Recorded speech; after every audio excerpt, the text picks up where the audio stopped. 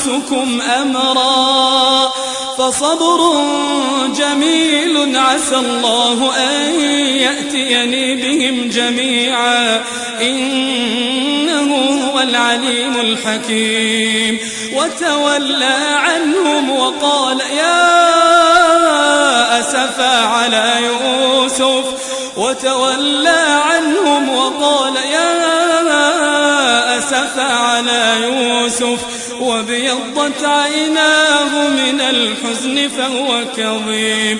قالوا تالله تفتأ تذكر يوسف حتى تكون حرضا أو تكون من الهالكين. قال إنما أشكو بثي وحزني إلى الله وأعلم من الله ما لا تعلمون. يا بني اذهبوا